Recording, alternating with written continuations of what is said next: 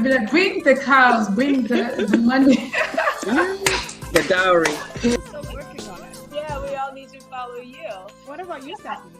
I had a big birthday this year. Very outspoken, very passionate about the things. Why do we need this again? I'm trying to understand. It makes no sense to me. But you know, I'm not a Brit, so I can't.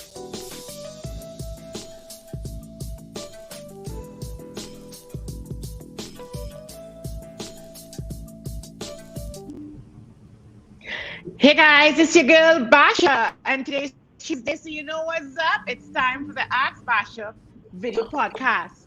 Today our topic is sex versus intimacy, and of course, I don't have all the answers, so But not right I now, had to Sherry. take a trip to the tri-state area to call in the big guns, and I had to help me break it down for you. And today we're joined by Dr. Sidel Ross at the Bottom Center. Dr. Ross is Trinidadian American. She's an anesthesiologist and pain management specialist. And as I was reminded recently, a triple board certified physician and currently practices palliative medicine in New Jersey. She's also a classically trained vocalist who uses music to care for patients living with life-threatening illnesses. Dr. Ross's podcast, Prescription in Sound, is dedicated to promoting awareness of healing potential of music. And is available on Apple Podcasts, Spotify. I want to also say welcome back to Dr. Stephanie Thompson, who has abandoned us for a while. Welcome back, Dr. Thompson. Dr. Thompson is a reproductive endocrinologist and infertility specialist at the Institute for Reproductive Medicine and Science at St. Barnabas in Livingston, New Jersey. She is an attending physician in the Department of Obstetrics and Gynecology at St. Barnabas Medical Center and board certified in both obstetrics and gynecology and reproductive endocrinology and infertility. Dr. Thompson received her undergraduate degree in Spanish from Wake Forest University, Winston-Salem, North Carolina. Salem or Salem? I'm from the Caribbean. Salem. Sorry, thanks for that. And her medical degree from the University of North Carolina at Chapel Hill. She completed her residency in obstetrics and gynecology at New York University Medical Center and completed her fellowship in reproductive endocrinology and fertility at Rutgers, New Jersey Medical School. Dr. Thompson has received many honors throughout her career, her academic career, and has actively contributed to the scientific literature in the field of reproductive endocrinology and infertility. Dr. Thompson continues to teach residents and medical students as the Reproductive Endocrinology and Infertility Division Director for Resident Education at St. Barnabas Medical Center.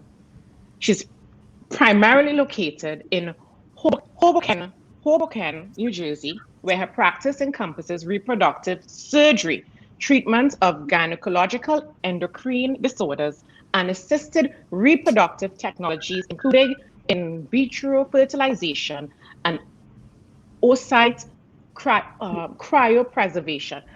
Woo! Okay. And listen, Dr. Thompson also always gives me a tongue twist when she arrives on this podcast, and I am so proud of that. We want to welcome back our occupational therapist on the panel, Leslie Ann Bailey.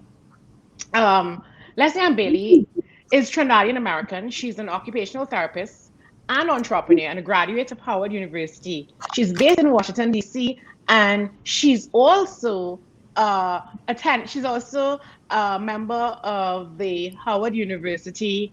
I call it that prestigious group that the Vice President of the United States is. So. Welcome, Leslie Ann Bailey. I don't remember your sorority, and one can get in trouble for not remembering, but It's okay. All right. Yeah. But I'm so proud of it. There are many of us. You know that. I just want you to know I'm so proud of it. Right. Okay. So I want to say a special welcome to two new queens. And that is Dr. Marie Romney. Dr. Romney currently serves, and Dr. Romney is at the bottom right. She currently serves as the Vice President of Operations for New York Presbyterian Columbia University Irving Medical Center, the #1 hospital in New York and the #4 in the nation per U.S. News. Tasked with overseeing a workforce of 1,900 plus employees force and an operational budget of $350 million in the aftermath of a global pandemic. Dr. Marie Romney is focused on rebuilding employee engagement, streamlining clinical operations, and increasing outpatient volume to drive revenue recovery and growth.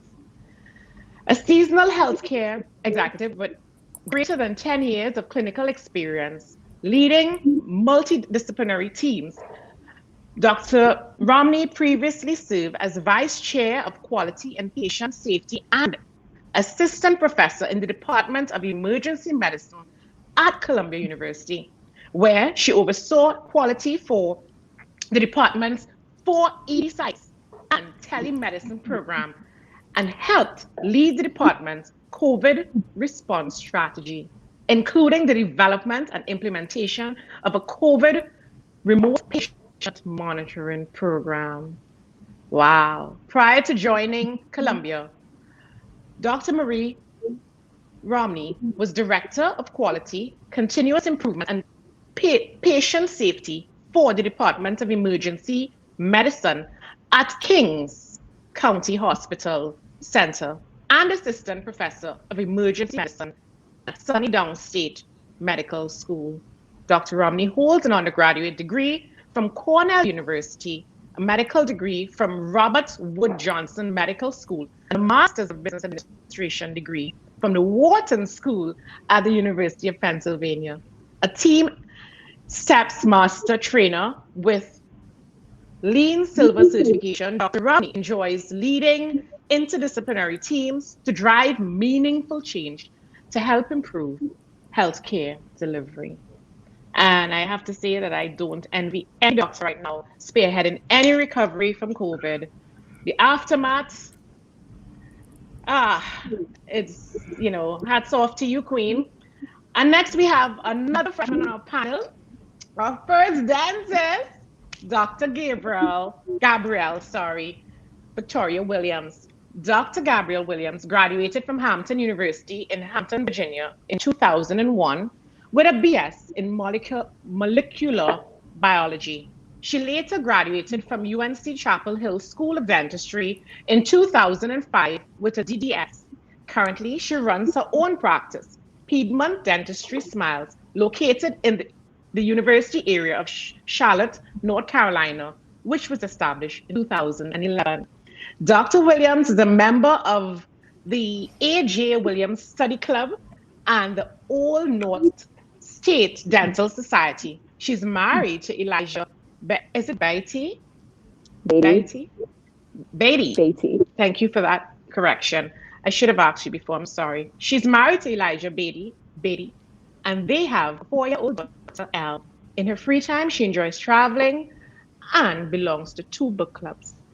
Ladies, welcome to the Ask Basia video podcast. It's an honor to have you. No one knows the type of technical problems we had prior to this broadcast, which is a first.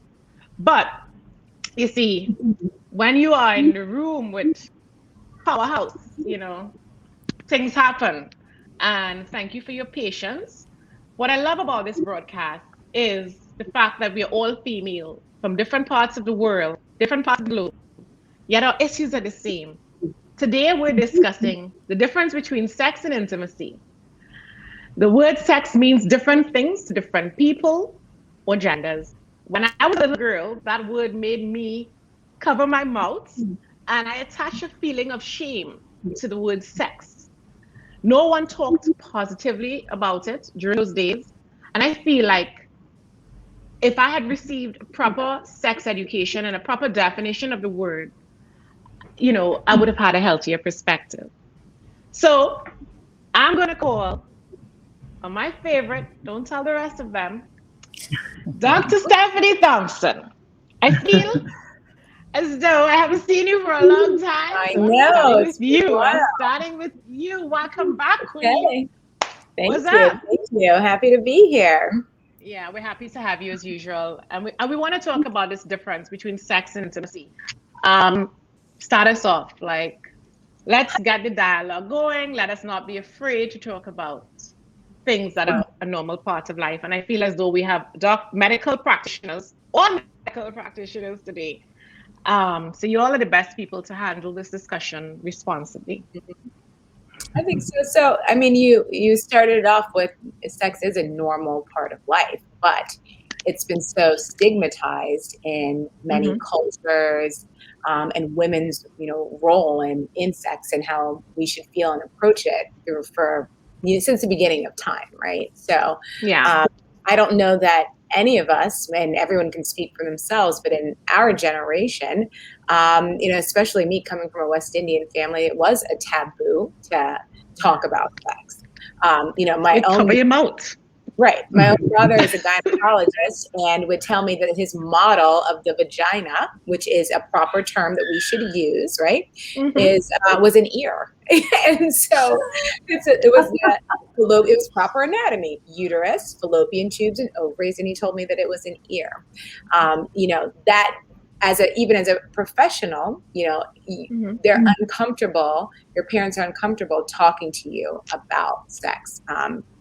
And, when it comes to sex versus intimacy, I look at it as a physical difference, right? Sex being the act versus intimacy being everything that may or may not go along with that in terms of your closeness to someone else. Yeah. Agreed. I mean, I agree with you totally. Sex can be a part of intimacy, but intimacy doesn't have to be a part of sex. Yeah? Right. And I want to go next to one of our freshmen, Dr. Marie Romani, joining us live from Columbia University. She didn't make it home, so we may hear some New York City sirens, yeah? Yes, thank you for having me. Oh, it's our pleasure. So you want me to follow up on what Dr. Thompson was talking about? Yeah, your own impression, especially, I think it's important to make reference to the fact that I know Dr. Thompson and many of us on the panel have some amount of Caribbean origin. And even though you may have been born here or whatever, you're still raised as though you came from the Caribbean. So most of us would cover our mouth at age 5, 6, 7, 8, 9. And I see Dr. Ross laughing, and I know she'll bring that perspective as well as the others. So just give us your perspective of it, and so we can take it in a healthy direction for the young men listening to this broadcast. No, definitely. I think my experience was similar. I'm of Haitian descent, so also of Caribbean origins, and sex was always spoken about in a way that, inquiring about it meant that you were being fast. It's not something that girls should be interested in talking about. Even references to sex, as I remember it as a child, seemed like, women being involved in it were looked down upon in a certain way, and it just wasn't a word that I felt comfortable exploring with my family. So you have to go figure it out on your own. And Lord knows that's not the best way to learn about it. Anybody else learned about it a different way? I'm sorry, I think I may have cut you because of our delay. Continue. Continue. You good? No, but I was going to say, but intimacy is a completely different thing. And I would even go as far as saying I don't think intimacy is even just limited to your relationship. I see intimacy in close friendships. It's again allowing that space of vulnerability, feeling seen and accepted as you are. I love that. I love that. Lot more, like a more palpable feeling, I think, than anything you could. I love that.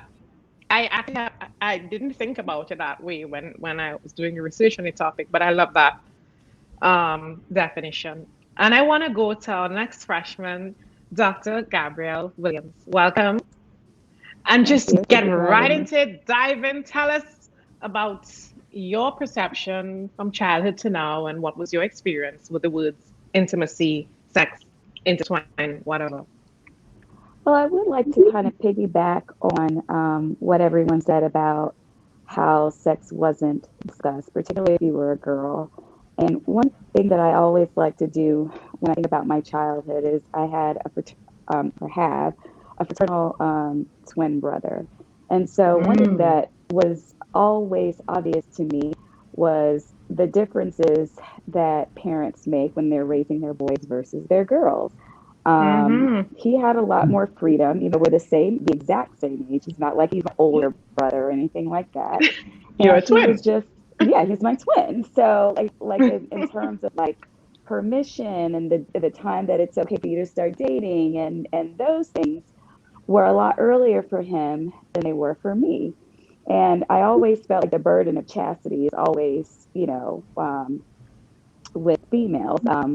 I don't necessarily think it's right or because, heterosexual sex involves a female and a male. So they're two participants. And so I never really understood that I understood it, but I never really agreed with it.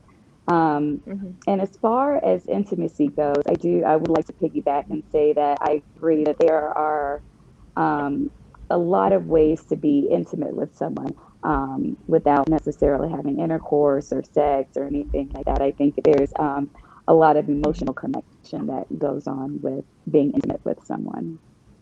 Yeah.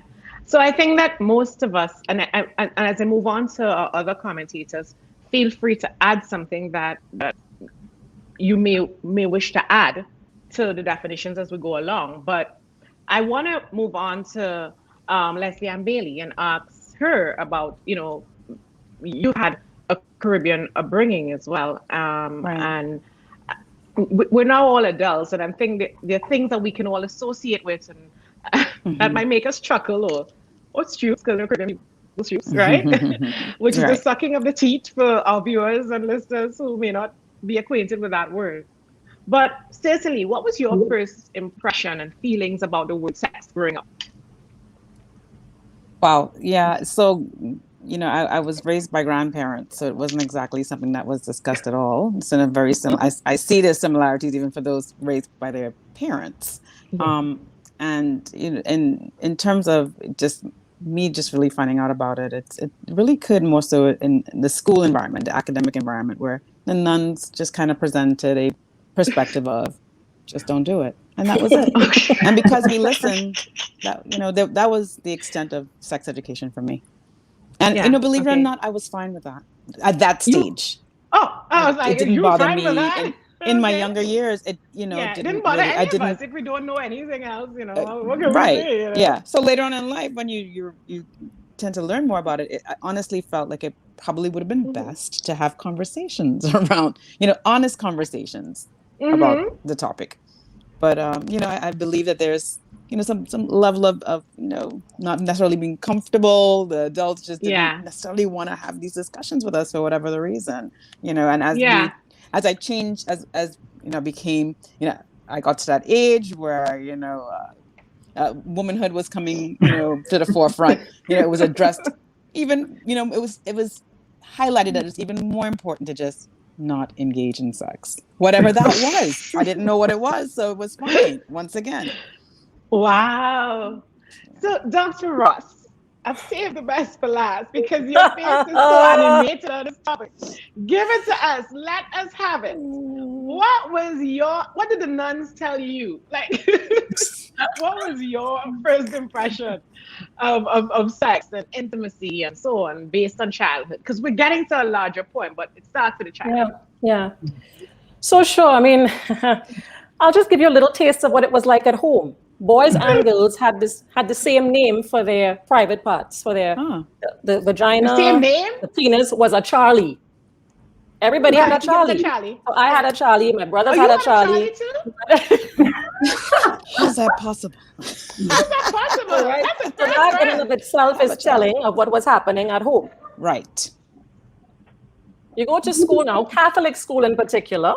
Right, because raised in a Catholic family, in elementary school, I learned about sex from friends because we certainly weren't talking about it at home. So did I. Right? And some things that I learned, wow. I would try to go home and talk about them, and I would see my mother's face turn bright red, and she would like almost hit the roof. And she would forbid me she would say, you must never talk about those things. Oh my God. Those things are very bad. If you continue to talk about those things, I have to talk to the principal. All right. Fine. Oh my. We get to secondary school now, so we're ages 12 to 18. And as Leslie Ann Bailey was saying, the emphasis was on abstinence. That was the focus. Right?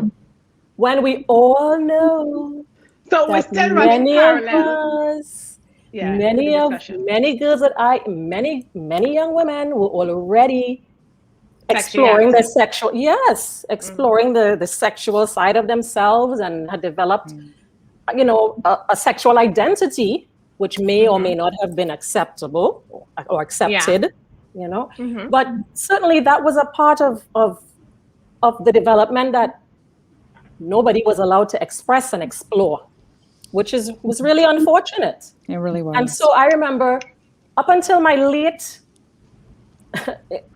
adolescence and perhaps late teens, thinking about sex as the funky stuff. Like some of my friends and I used to call it the funky stuff, and we used to kind of look down on girls who we knew were sexually active. Yeah, they were doing the nasty. They were doing the nasty. As though it was crazy. Yeah. So it's really unfortunate that's how that we were raised that way. To not appreciate this part of our existence. Right. You know what I find so crazy? I mean, especially in West Indian culture and also in Black American culture and in general, music and television and entertainment, it revolves around sex so much. Absolutely. Especially music, especially Caribbean. Especially music. Look at Carnival. Like Trinidad. Right. Like, all the double dancehall. It's sensual dancing and the way we dress. Right. And this hypersexuality to a certain extent on one absolutely to have no sexuality on the other. It makes absolutely no sense to me. I think all the develop a healthy sexual identity. Otherwise, you're going all the way over to the left, or to the right, and it's so true. Nuts. But how can you not talk about it when it's like surrounds you? Yeah, it's a normal part of life. Very good point. I wanted to make a point to Dr. Ross, who may need a new name as a child, or any other girl out there who's being told that it's a Charlie. I mean, the other name that was used was I don't know if you're familiar with this as Caribbean people, but the other name that was used was a powder box. I thought the butterfly. You're a butterfly. Oh, you had a butterfly? Butterfly. I didn't hear the powder box. It was a powder box. I guess you stored powder there. So it was a nicer word to say than vagina. And I am sure that anybody going to the doctor's office, and if the doctor were to refer to your anatomy as a powder box or a Charlie, you would run so far from that doctor. You would run out to that office because you know what is right. You would run so fast, right? So I think we have established, especially like an all-female panel. I'm sure Dr. Williams will come back on. For some reason, we lost her, but we're waiting on her to rejoin the podcast. But for some reason, as I always say, the central theme of this podcast, grew up in different parts of the world with the same training. Absolutely. Because I haven't identified anybody on this podcast saying that, oh no, my mother or my grandmother or whoever sat down and had a healthy discussion. And you know what was weird for me over the years? When they actually tried to have a discussion with me as an adult, it was extremely awkward. You know what's very awkward is watching things like Bridgerton with your mother. No.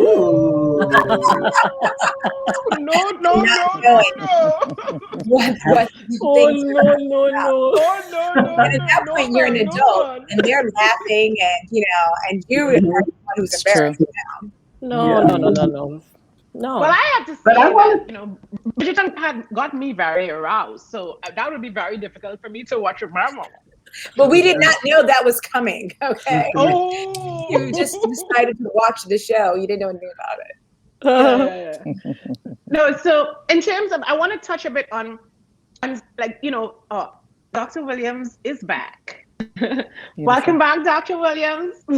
Sorry about that. So you missed a core part where I think you got the gist. We've all been scarred with a lack of discussion or discussions that ran parallel to the real discussion.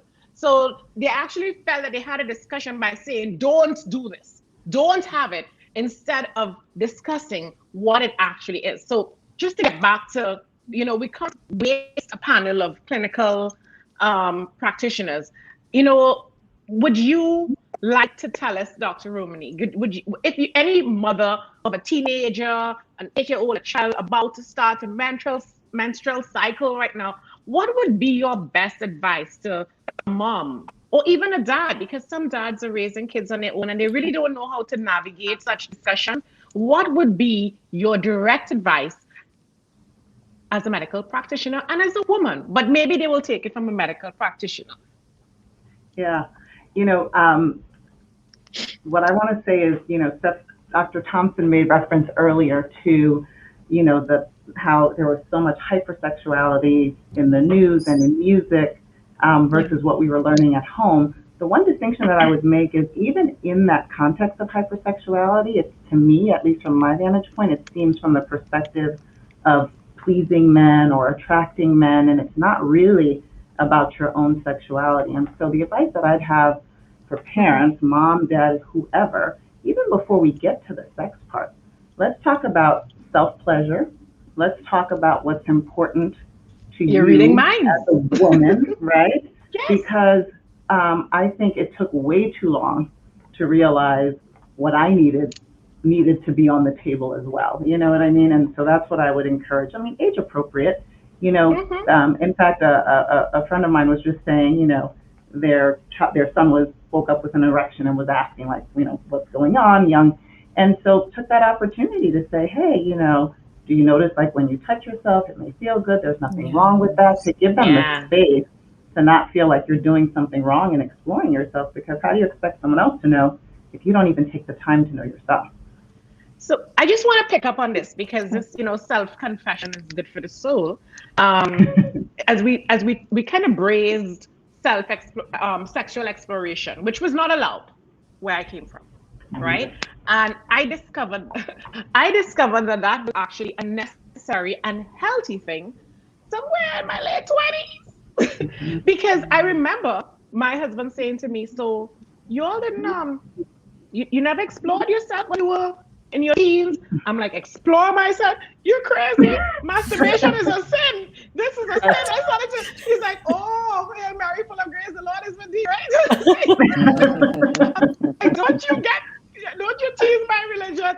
He's like, so no, honestly, nobody told you that I was okay. I'm like, that never happened. He said, but you came from such a culture where sexuality is promoted. People whining in the road, carnival. I mean, you have one of the least. He said, you're telling me that those girls there, y'all never spoke. I can tell you, I can count like 3 out of 5 fingers how many women from my culture who I grew up with that I was comfortable having a conversation about sex with. I'm an adult. They're very sensual dressers, but nobody speaks about their sex life, whether it's good or bad, because they were trained to be zip. Can you relate? Dr. William, what reference do you have to sexual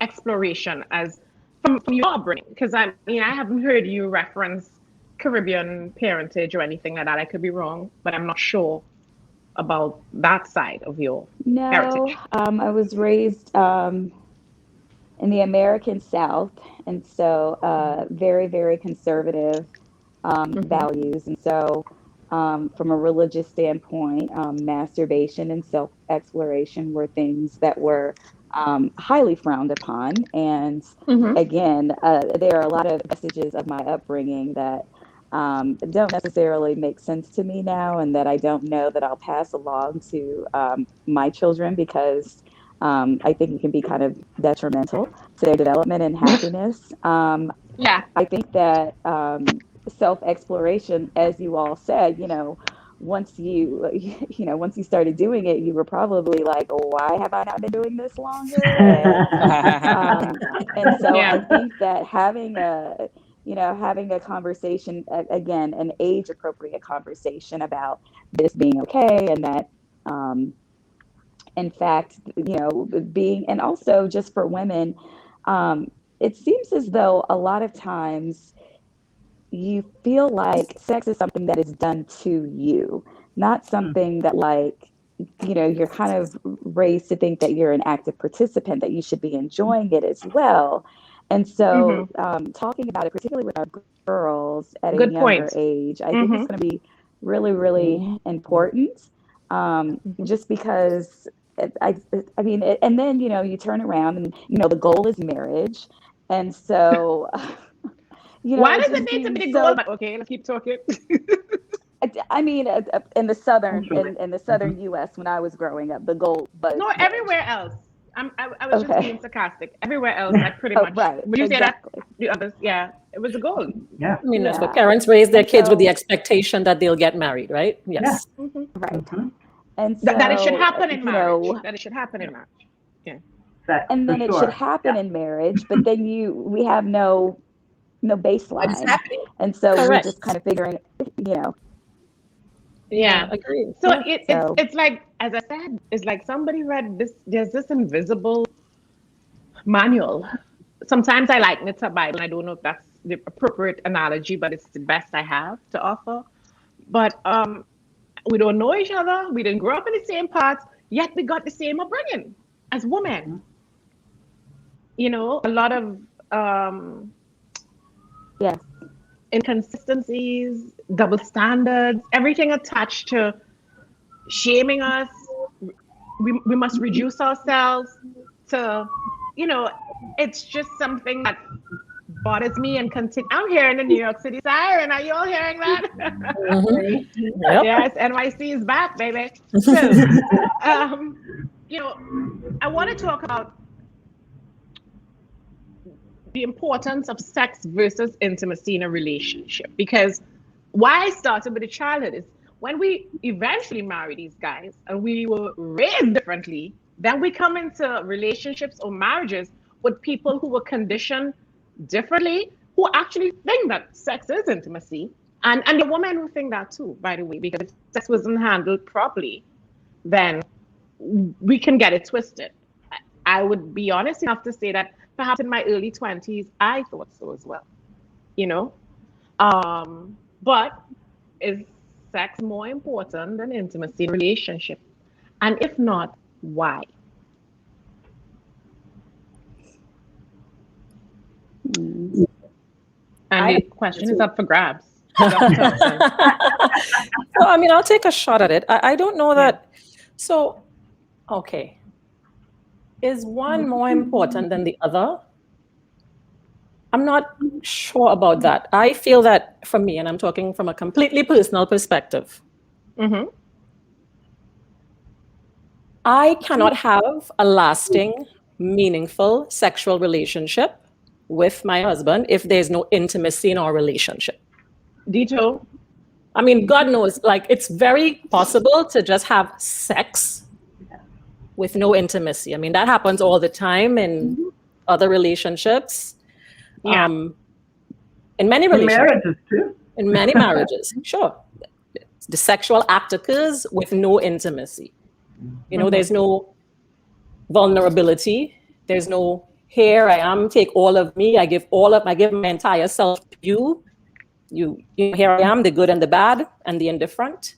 I am totally committed and opening and offering all of myself, right? Yeah. To create that kind of not only physical closeness, but emotional and even spiritual connection as well, right? And for me, that is necessary in order for me to have a healthy sexual relationship that can last. So to summarize and to make sure that we are not misunderstanding you, for you it's a deal breaker. Sex cannot come without intimacy. That's what we're saying. There are some moments, some nights when I just, when you just want to, you just have to release. You just need a release. You just need a release. Yes, but I still got to wake up at 5 in the morning.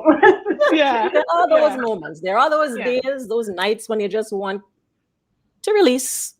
Yeah. But I'm saying for a sustained, healthy sex life with my husband, the intimacy must be there. So that's why I want to qualify that release, because that type of release in a marriage is quite different because intimacy is there on a sustained basis. Correct. You know, that's different from a chick saying, you know what, tonight I need to release. I don't want those chicks out there to get it twisted. Yeah? I'll say, even when I have those moments, if there's no intimacy, then I have a hard time with that, with carrying that out. Me too. So the intimacy is there, the foundation, right? Yeah, the intimacy is there. It doesn't, because you have to be able to trust the person. Right. Not because you get treated tonight with a long a life partner. It means that there's no intimacy. I think that's what I get out of it. But I wish I felt more like the intimacy didn't matter sometimes. Yeah. Well, because that's how that, you know, Dr. Thompson, you can work on that, you know. It might require some reprogramming. I think that's part of how women are programmed, though. I was just going to say. Right? I mean, men are not. Yeah, it's a social construct. Yeah, it's totally a social construct. And how can you redo that at 40? Yeah. So are we saying therefore? Absolutely. And I've had to kind of work on myself. Yes. I said, give yourself permission to be selfish. Which I've learned to do. Which I've learned to do to some extent. We're working on that. Some of us we're working on that. Can I just say one thing? Because I think Dr. Thompson, just one. My apologies. I keep calling her Steph because we're very good friends. But this is Dr. Stephanie Thompson. But I think it's about, I think the way that we're raised as women, you're kind of waiting. Sex is on men's terms. And so therefore, sex on men's terms with no intimacy, you start to feel like that dirty girl your parents talked about. But if you can flip the cards, right? And it's like, no, you're going to need to do this because I have a need. And you care enough to be about what I need right now. I think that it switches your thinking so it doesn't have to feel like you're just giving. You're taking. I would say we just have to flip the script. Sometimes you got to take it. I think it's who is the dominant person in that interaction that can make it feel different. I think women are historically, traditionally, the submissive one in a sexual relationship. So then when there's no intimacy with it, you're just left feeling kind of used, right? But if you're the one like, no, I got a need, we've got 10 minutes, let's go. Then it does. It's actually empowering. That's some kind of Sex in the City thing here, right? Correct. And that is so thrilling and so invigorating. Listen, we can talk more, but we can have a whole podcast on that, okay? Well, it's going on right now. I mean, I too. Please don't hold back on me. Remember, I've missed out on a greater part of my my sexual grooming from my early years. You know, it was dirty. Now it's naughty. No. You wanted to say something, Dr. Williams? I said that, kind of doing what Dr. Marie Romney and Dr. Seidel Ross said is actually a very empowering experience. Kind of taking ownership of like your pleasure and letting your partner know what pleases you. And again, getting out of the mindset that like, this is something that is done to you, but actually I'm an active participant and I'm going to take a little bit of responsibility and ownership of my pleasure is actually a very, empowering experience, especially something that you're not accustomed to doing. It might sound like a joke to some listeners and viewers, but if I'm to be honest, it really isn't a joke. It's just a core part of our life. We run a lifestyle platform that we like to think is very forward thinking, and we are not afraid to deal with hard topics. And this is one of those topics. I mean, what amazes me whenever we talk about things like this is really just the impact that our upbringing has had on our relationships, the way we navigate our relationships. You know, for those of us who've been, we grew up and we had this idea that we're going to go to medical school. Like in my case, I had to go do my first degree and my master's, and I was like, and after that, I'll be perfect. I always say that. And all these things were missing along the way. So here I am, seasoned professional, get married to the Prince Charming, and then we both have different pathological constructs, if I can put it that way, because that's the only way I can really describe what I just stumbled upon in my more mature years. And I was like, shit, nobody taught me this in school and nobody taught me this at home. And sex isn't bad. And I was made to feel as though I had to abandon my personal desires, as though it was a shameful thing, instead of something that was actually mentally healthy, that would have led to greater happiness and greater intimacy and greater everything. But nobody talked about it in a healthy way. Do you feel me, Amelie? So Yeah, I do feel you. I can relate on many levels. And honestly, I'm a bit closed off from just even communicating on that level. Just as you said, with girlfriends or even with my own partner. So it is great to hear the doctors all present, this perspective, because I think it's important to hear it. Because the programming comes from childhood. Exactly. And it's bad programming. So we have to change the channel. So that's right. I have to be reprogrammed. So I'm ready. I call you tomorrow to talk about sex. You ready to talk to me about sex? That's a little soon. But give me some time. Take time. Take time, yeah.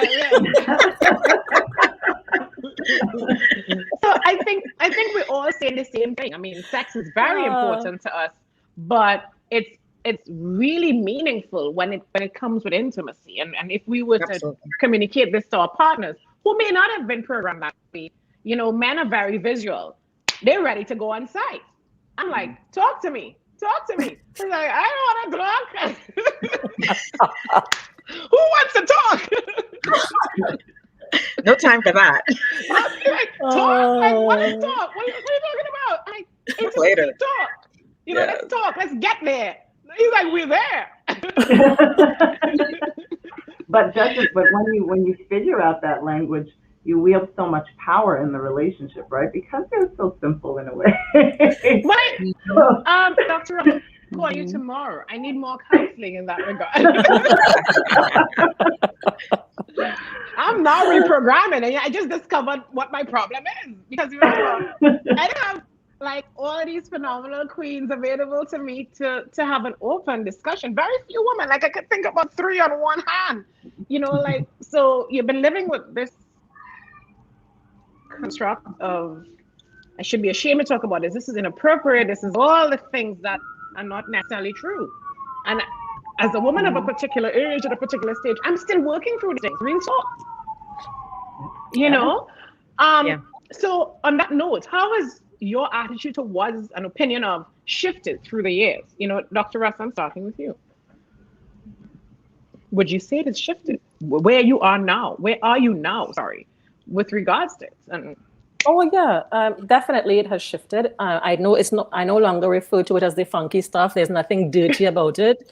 It is a natural, normal part of life that is to be enjoyed, just like other aspects of my life. And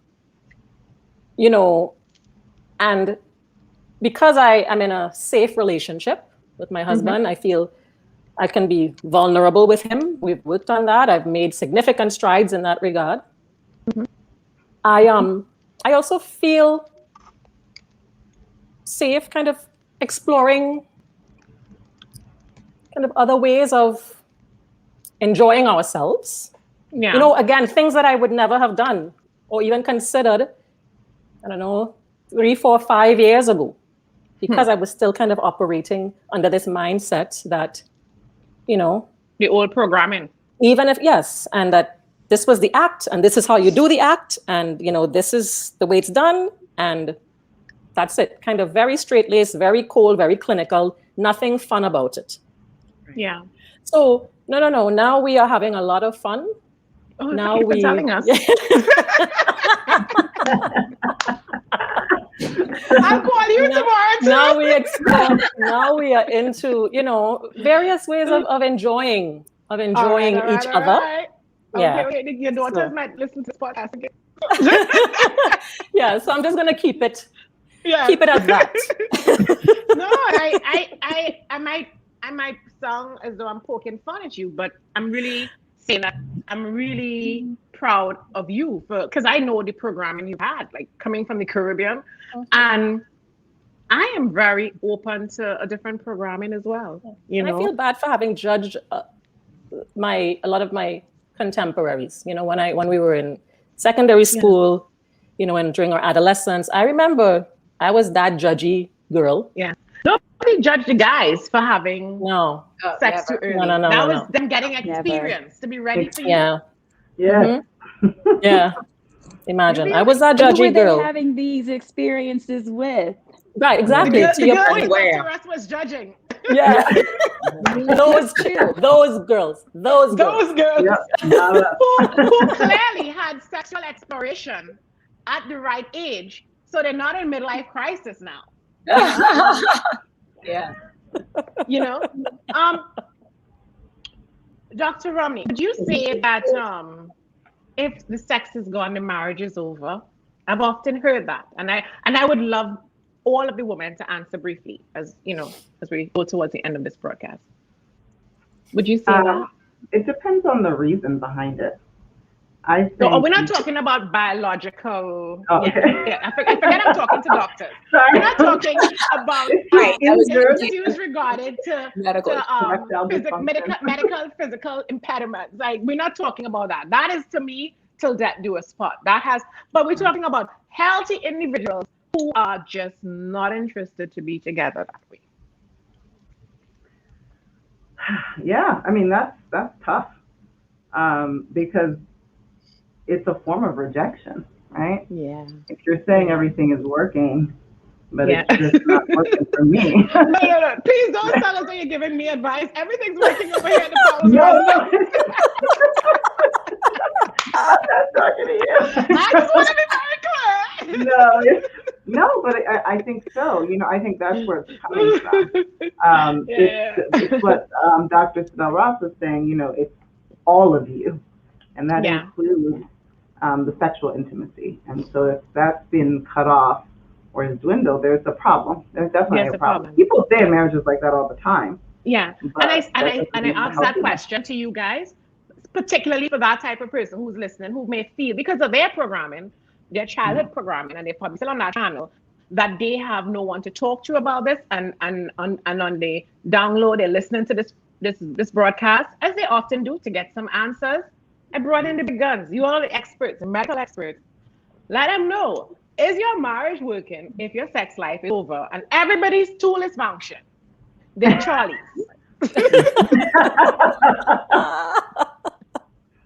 Dr. Thompson, what do you think about that? I mean, I think that, the short answer for me is yes, it's probably over. The longer answer is, if there is a mutual agreement that you all want to live a sexless life, then that may work for some people. But I think it's very difficult to truly assess that about someone, because they may not want to hurt you or disappoint you. So they may not be completely honest about that.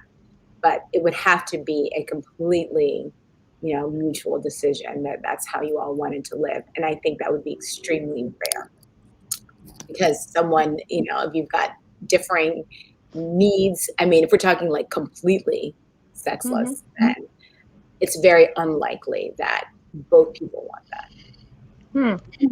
Yeah.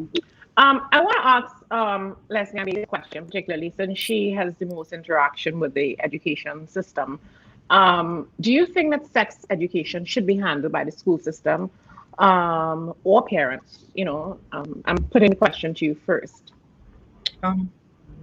Well, I think if that's a tough call, in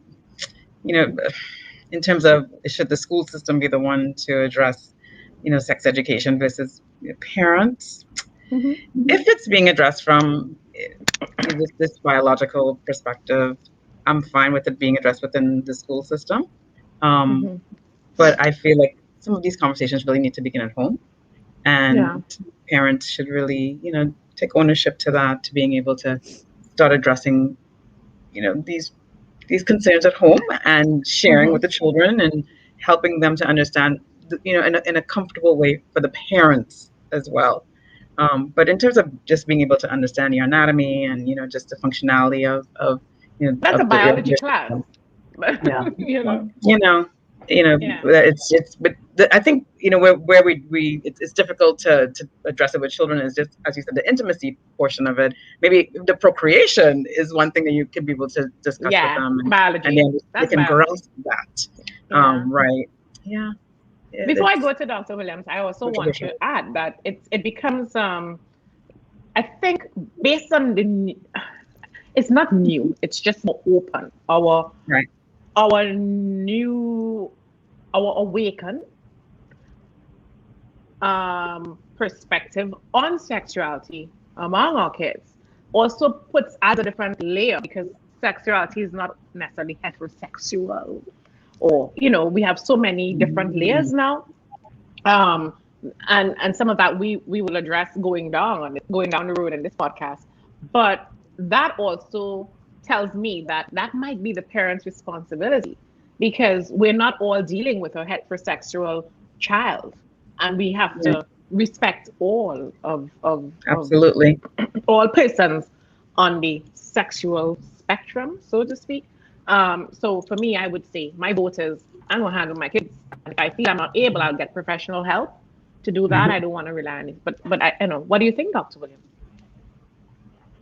Well, I think that at a minimum, the biology aspect should be taught, because we, you know, I think that a lack of knowledge about those things leads to, I mean, I don't have any figures, but an increase in like teenage pregnancy, and so there are some things that are kind of like a baseline that, you know, no matter what your personal beliefs are, biology is biology. This is how this happens. And so even now, like when Dr. Sidell Ross was saying that when she was younger, you know, everyone referred to their privates as a Charlie.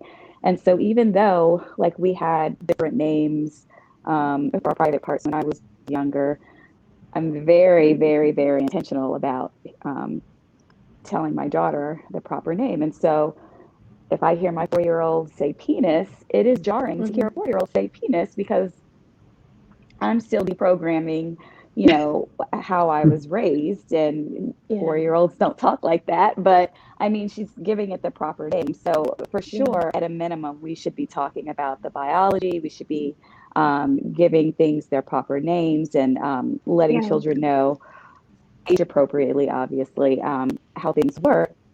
As far as like what your beliefs regarding sex and when it's appropriate and should it be within the confines of marriage and those things, those are the conversations that should be left up to the parents. Correct. Yeah. And you know, in reference to you saying, telling a 4-year-old saying this is my penis and so on, what we're actually raising is a more exposed, more developed, and more educated child. That's it. You know, people need to recognize that. We made reference to teenage pregnancies, and I remember during the years I was growing up in the Caribbean, that was such taboo. And you know, now that I reflect on it, that was on the parents. That was a reflection of your lack of education. You know, that was on you. You might have put that shame on the, because at the end of it, a person's destiny has nothing to do with whether they became a parent during their teenage years or anything. I mean, you can move on and be successful. You don't have to live in any kind of guilt. That was on your parents. If you were taught sex education the proper way, and there was no taboo and no, things could have turned out differently, you know? And a lot of times, those parents don't take responsibility for the role they play or didn't play in that outcome. So I just wanted to say that. On a totally unrelated matter, because we're running out of time, I wanted to talk about wildcard section this week. We're just going to have one wildcard topic, and I want to choose it because I was so deeply inspired by this new series on Netflix called My Unorthodox Life, about this Jewish woman who left Muncie, New York, at the age of 43. And I think that was just 7 years old, based on her age now. She was an absolute traditional fundamentalist, as she describes herself. These are my words. And this woman, and this is a message for a lot of our women who are probably going through something right now. They're looking at bosses on this platform and other platforms and saying, well, it's too late for me. I can't do this. And this woman left Muncie, New York at 43 years old. I mean, I have been binge watching this all weekend, and she inspired me and became a boss. She's now the CEO of, I believe, Elite Modeling Group, which is one of the largest modeling. It's actually Elite World Group, which is the agency where all the top models go through and stuff. And she has become a multimillionaire. She now has a reality series on Netflix, and it describes everything. It talks about what women in those types of cultures go through, can't drive, can't wear pants, and this is happening today, right there in New York City and other parts of the world, where women have to stand behind, know your place. This woman actually had, to put it in context of our topic today, sex versus intimacy, did not experience an orgasm with any of her 4 children in her marriage, became acquainted with sexual exploration after leaving at 43, etc., etc., etc. She's such a boss. Her name is Julia Hart. And I want to encourage everybody to to check out Netflix and check out this series, because it really gives you an insight, again, as women. We're from different parts of the world, different cultures, different religion, but we kind of all go through the same thing. It's just up to us what we're going to put up with. So I wanted to share that with you all. And everybody else who's listening, our viewers and our listeners, check it out, My Unorthodox Life. It's eye-opening. There were parts of it that made me feel sad, and other parts that totally inspired me. And I'm like, she's 43, she went, and now she's a boss? Yo, I can do anything I want, And that's what I got out of it. Mm-hmm. Again, I just want to point out that what I love about this podcast is that women play different parts. Leslie Ann Bailey is in DC. Dr. Williams is in Charlotte, North Carolina. Go check out her practice. Piedmont Dentistry, is it? Is that the correct term, Dr. Williams? Yes. And I mean, the information on everybody's or details, there are links to their Instagram, everything is in the body of the article associated with this broadcast. So if you want to find them, you have no excuse. Full disclosure is on our site. Dr. Ross is in Paramus, New Jersey.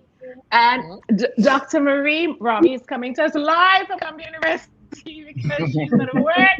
And you soon hear the sirens again. And, of course, Dr. Stephanie is in New Jersey as well. And these women are phenomenal. Go check them out on their various social handles, all of which would be in the body of this article. Ladies, all good things must come to an end.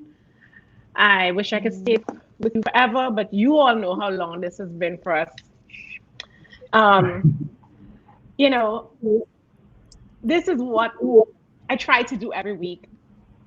I try to bring you the most outstanding women from around the world.